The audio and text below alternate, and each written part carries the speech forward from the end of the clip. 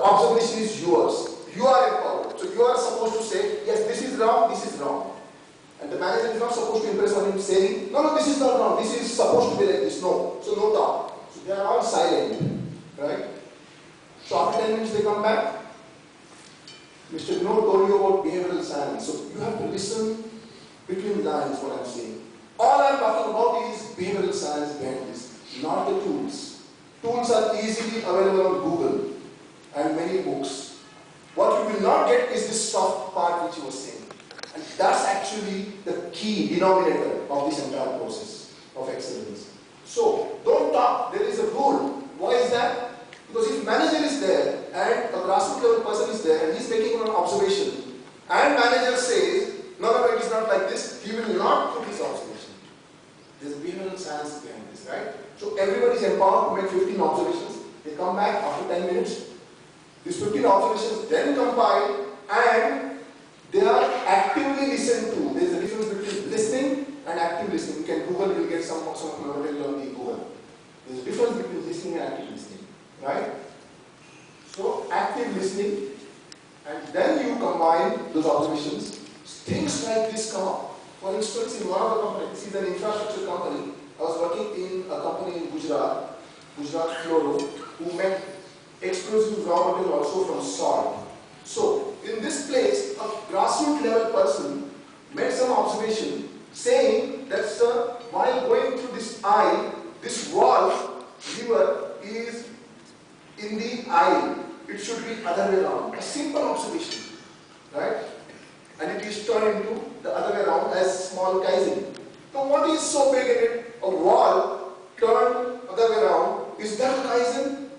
And then some of the people say, when they saw this picture, as I said in Calcutta, they said, ah, Kaizen, I know. I also keep one standby charger in my office. That's Kaizen for him. Right? So what is so big in it? That was his body language communicating. Right? So any company who doesn't understand the behavioral part of Kaizen will say, what is so big in it that the wall lever is changed from this direction to that direction? Right? Some relation to that axis. We'll see a little later. So friends, Kaizen as the world understands is small Kaizens. And Kaizens as we understand is not that simple conventional small Kaizen. Right? That's the message you must take. Kaizen they understand as not big changes. In Kaizen there are big changes too. Right? In fact, when we do a Six Sigma project, and then come out with the lever handle should be on that side. For that you don't need 3 months and statistical tools. Are you getting me? What you need is go to Gemba and you can see so many of such things which can prevent so many of Six Sigma projects. That's Kaizen for us. So big changes, Kaizen is big changes also. This is that person. For him, they are the children of lesser God. But they are working there on the machine day in, day out, 8 hours. Are we connected to them? Are we giving them platform? And when you give them platform, with that no talk rule, come with 15 observations, my goodness, there are 150 observations, which you can work on for 3 months.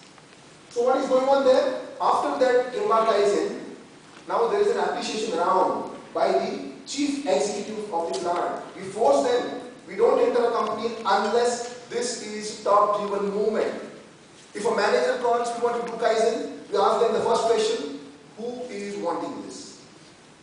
Who is behind this and who is going to sponsor this? If from the questionnaire we find that no, this is out of his own interest, then we say, okay, this is very good that you are seriously interested, but this is ready to please go ahead and try and do with your small team as you as the chief executive for them, but for your company, no, your chief executive should call, we will come.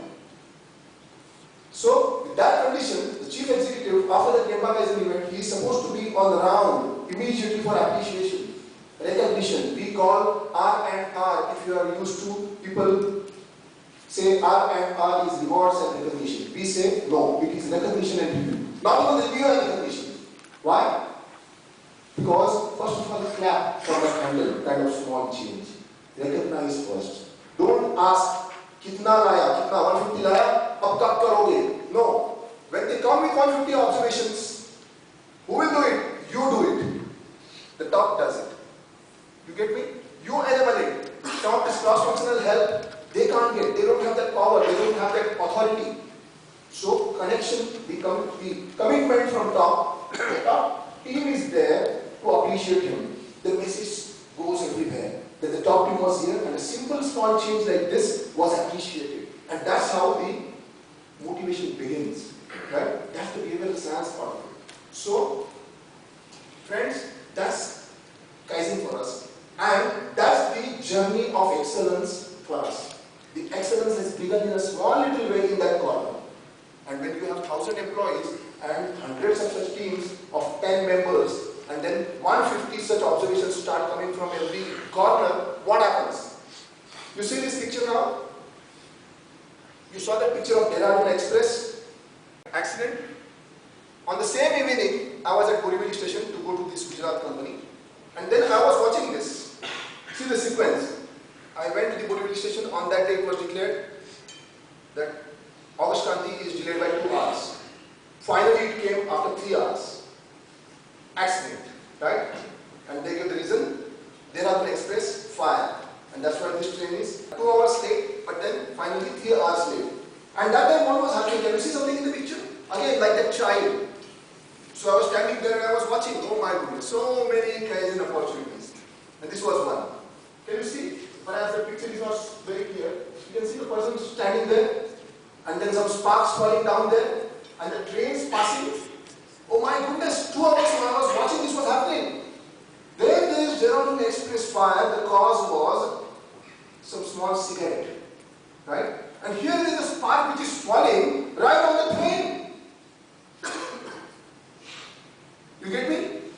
So if there is Gemba-Kaizen here, and if there is that grassroots level boy of lesser God, that boy itself, if you ask him, can you give me 150 observations, my dear friend, and I am going to solve that, that boy himself will give you so many root cause level things which will prevent so many fires. Are you getting me? Yes. What are we in? We are in firefighting and not in fighting for getting causes which will prevent the fire. So here I can see the cause there. The rule goes like this: when there are 300 such things happening, 30 times there will be a near miss, and one time there may be a fatal accident. A typical safety rule: 130, 300, 129, 300, whatever. But the message to be got is that when 300 times you try to catch a fast train or running train, on the platform, it's possible that one time you may lose your limb. And it's possible that one time you may die. Right? So I can see so many such opportunities. That's what was Gemba-Kaizen doing. I can see on the same platform there, construction material being kept. So after some time those fellows with trolleys come. And after some time the train comes, perhaps you may not be able to see, but there is a gap here. Can you see that? 2 people can get inside.